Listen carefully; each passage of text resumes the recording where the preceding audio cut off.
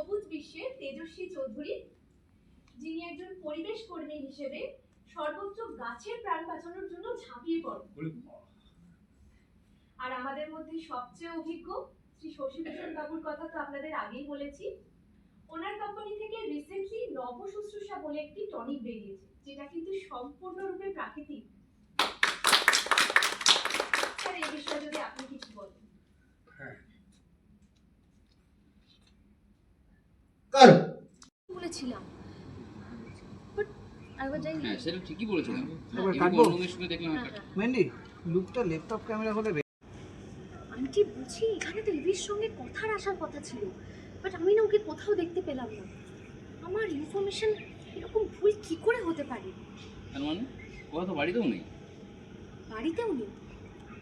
অদ্ভুত ব্যাপার। আরে তুমি যে বললে কম তুলেছে অগ্নি।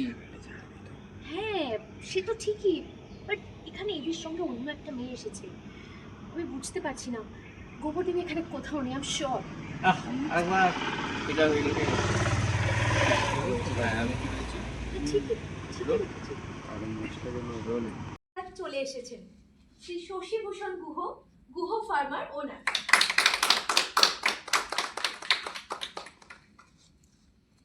আমাদের সাথে রয়েছেন মিস্টার অলোক দাশগুপ্ত, পঞ্চভূত পাবলিশিং হাউসের এডিটর এবং মালিক। ওনার প্রকাশনী থেকে মূলত নেচার সংক্রান্ত বইপত্রই প্রকাশিত হয়। ও আচ্ছা। সাথে রয়েছে গ্রিন ফ্যাশনের মেঘা, যার ফ্যাশন হাউসে পরিবেশ বান্ধব সমস্ত রকম পোশাক পরিচ্ছদ পাওয়া যায়। এছাড়াও আমাদের সাথে রয়েছেন এনজিও এবং এছাড়াও আমাদের তেজস্বী চৌধুরী, সবুজ বিশ্ব হ্যাঁ, এনজিও ও সবুজ বিশ্বর তেজস্বী চৌধুরী, যিনি আগে দাদা ঢুকবে, তারপরে বলে দিলাম শুরুতেই অ্যাকশন।